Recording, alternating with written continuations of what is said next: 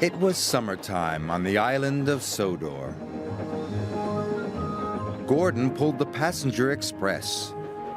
It was very busy, but Gordon loved the hustle and bustle.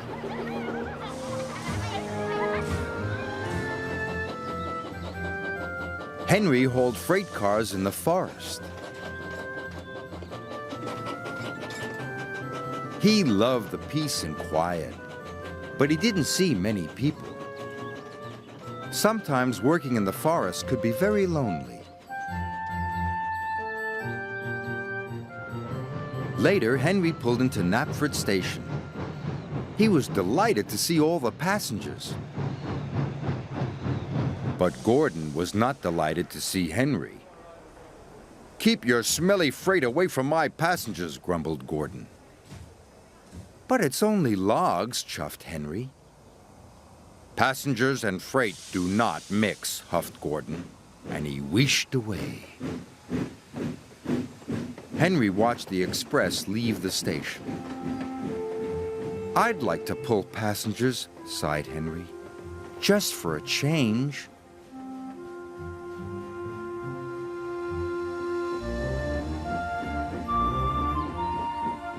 Henry stopped at the water tank on the edge of the forest. Children were standing by one of the trees. "What are those children doing?" Henry asked Thomas. "That's the old Sodor wishing tree," said Thomas. "They must be making a wish." "A wishing tree?" gasped Henry. "How wonderful!" "Do you think it could make my wish come true?" asked Henry. "It might," said Thomas, and he puffed away. Henry rolled up to the wishing tree. He took a deep breath and made a wish, as hard as he could. I wish I could pull the express instead of Gordon," he said.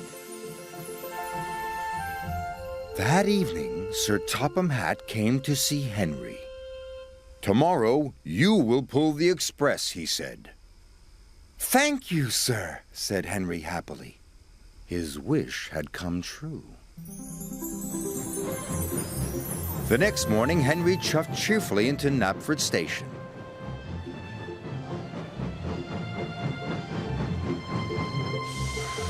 When his passengers were on board, Henry blew his whistle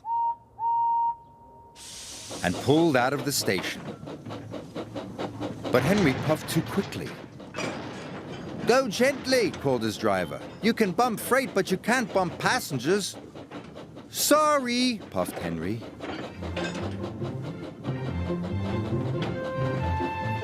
Henry puffed proudly through the countryside. "Pulling passengers is a grand job," he said. Gordon was in the repair yard. He was being fitted with a new boiler. But Gordon felt lonely. He was missing his passengers. The passengers were missing Gordon, too. They were having the bounciest, bumpiest ride they had ever had. When Henry got back to the sheds, Sir Topham Hatt was waiting for him. "There have been complaints," he said sternly. "Passengers are not like logs. You must be gentle." "Yes, sir," said Henry sadly. Being gentle was very difficult. Then Henry saw Gordon. He was looking miserable. "My wish has made Gordon go to the repair yard," gasped Henry. This made Henry feel very bad. The next day, Henry had to collect the dining car. He tried his best to be gentle.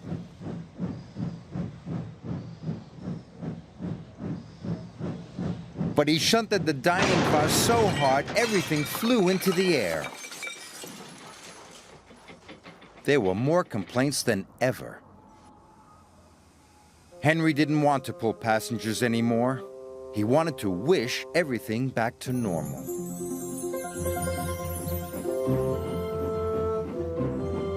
But when he arrived at the forest, Henry couldn't remember which tree was the wishing tree.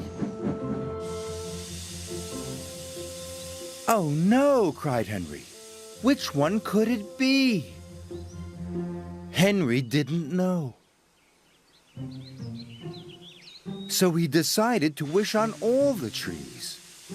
"I wish I could pull freight again," he puffed. Then he moved to the next tree, and he wished again. "I wish I could pull freight again." Sir Topham Hatt arrived on board Thomas. "What are you doing, Henry?" asked Sir Topham Hatt. "You are causing confusion and delay." Henry told him all about the wishing tree. "Wishing trees don't run railways," said Sir Topham Hatt. "That's my job. Gordon just needed some repairs. He'll be back tomorrow."